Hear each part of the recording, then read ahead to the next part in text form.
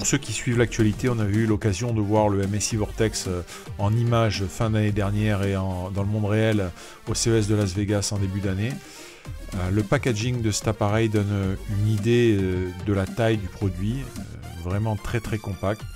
Alors on a la chance de pouvoir l'avoir avec nous, on va pouvoir le regarder en détail et surtout l'ouvrir.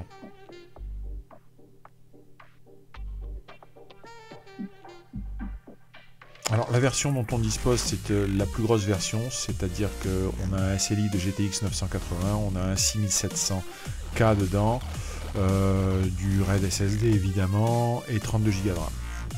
Donc tout de suite, pas de fioriture, le petit Vortex, la documentation dont je vous épargne, et le câble. Alors on voit immédiatement sur le dessus le ventilateur. Par comparaison avec mon mug, vous pouvez constater que le produit est vraiment pas très gros. On est plus petit que ce qu'on a l'habitude de voir sur des châssis Mini TX. En termes de connectique, tout se passe à l'arrière. Donc on retrouve deux ports réseau, on retrouve le câble d'Alim que vous voyez qui est situé en dessous avec les deux pieds là que je prends qui permettent un dégagement. Donc premier contact, l'allumage est très silencieux, alors on verra plus tard. À l'intérieur, on retrouve de la GTX 980. On voit bien que le montage est sous forme de triangulaire à l'intérieur. Donc en fait, il y a les deux cartes graphiques qui sont mises un petit peu en opposition, en biais.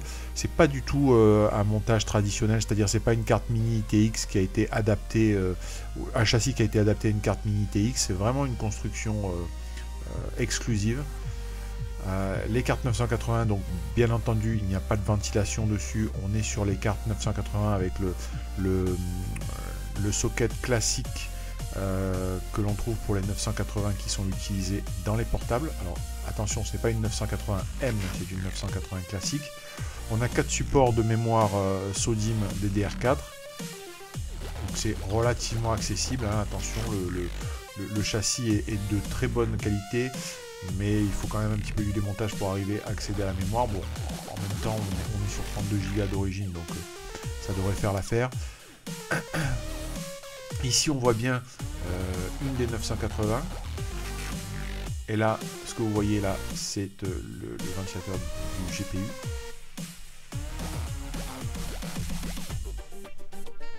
Et donc la seconde que vous voyez ici.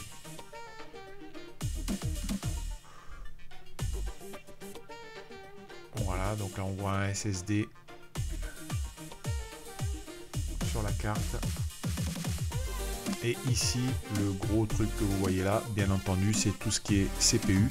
Donc on est sur de la ventilation passive, ça veut dire qu'il y a un seul ventilateur, c'est celui qui est sur le haut. Donc vous voyez bien qu'il y a une multiplication des caloducs. Mais vous voyez aussi qu'il y a plusieurs cartes en fait sur le Vortex. Il y a une sorte de carte de fond de panier qu'on voit au fond, on va voir un petit peu plus en détail. Et puis il y a les deux cartes graphiques. Voilà, cette carte là que vous voyez ici avec les petites nappes, notamment pour la connexion CPU, etc. Donc la réalisation c'est vraiment de très très belle réalisation. Le produit techniquement est très beau, très bien fini. Alors évidemment, on s'attardera un petit peu plus en détail sur les tests de performance de la machine, le bruit en utilisation à fond.